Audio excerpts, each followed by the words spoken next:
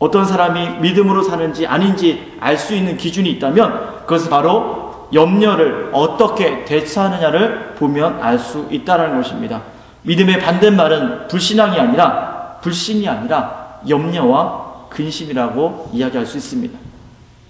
우리가 읽은 말씀 중에 아무것도 염려하지 말고 오직 모든 일에 기도와 간구로 너희 구할 것을 감사함으로 하나님께 아뢰라.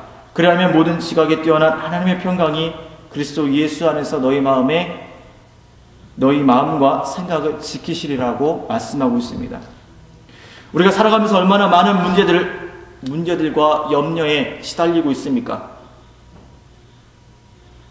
이렇게 많은 염려가 있는 곳에 평강이 있을 수는 결코 없습니다. 평강이 없는 곳엔 기쁨이라는 것은 결코 찾아볼 수 또한 없다는 것입니다. 따라서 우리가 주님 안에서 기뻐하는 사람으로 살기 위해서는 반드시 이 염려를 우리는 극복할 수 있어야 된다는 것입니다. 믿음으로 산다는 말은 얼마나 놀라운 축복인지 모릅니다. 어려서부터 죽을 때까지 노력하면서 살지만 행복하게 사는 사람은 정말 드뭅니다. 그러나 믿음으로 사는 사람은 몸부림치며 살지 않고 행복하게 삽니다. 믿음을 가진 사람이라면 삶이 쉬워야 합니다. 이 말은 무엇입니까? 주님이 가시는 곳에 나도 가고, 주님이 머무는 곳에 나도 머물고, 주님이 먹여주시면 먹고, 재워주시면 자는 것입니다. 우리가 할 일은 언제나 감사와 찬양밖에 없다라는 것입니다. 그럼에도 불구하고 우리는 계속 염려하고 다닙니다. 그것은 전적으로 그들에게 믿음이 없기 때문에 그렇다는 것입니다. 믿음이 없기 때문에 하나님의 도우심을 신뢰하지 못하고, 믿음이 없기 때문에 그 문제에 있어서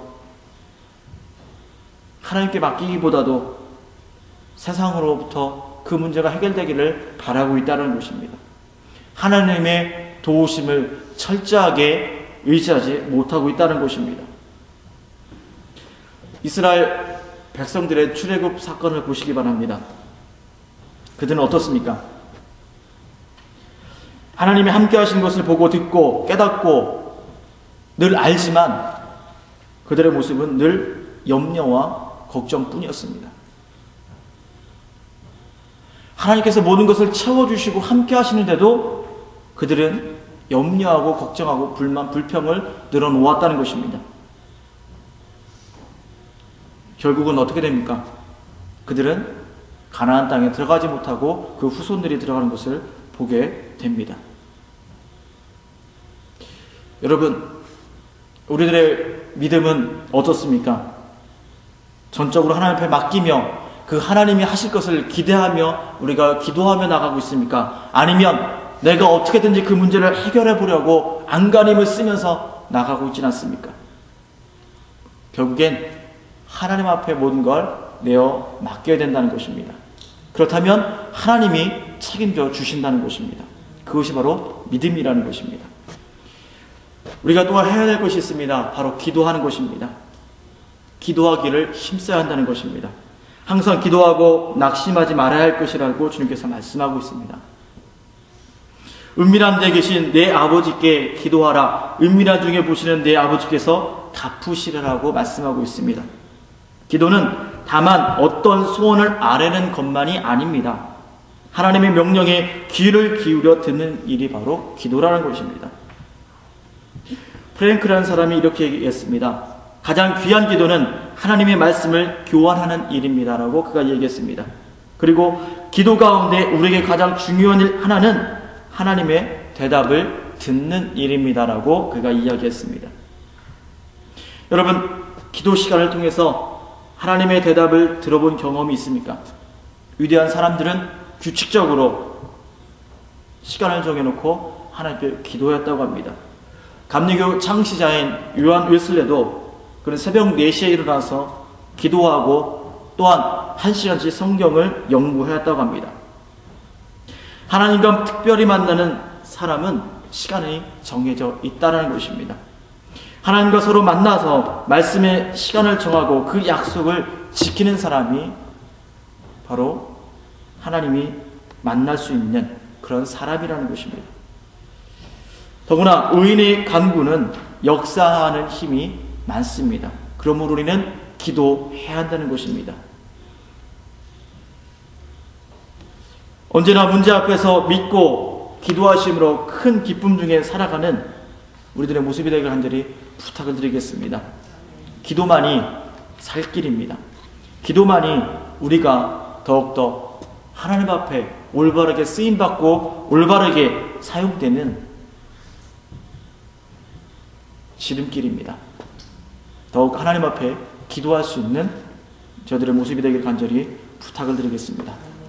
링컨이 그런 이야기를 했습니다. 하나님이 우리 기도를 듣기보다도 우리가 하나님 기도에 맞춰서 살아가야 된다라고 그가 이야기했습니다. 그렇습니다.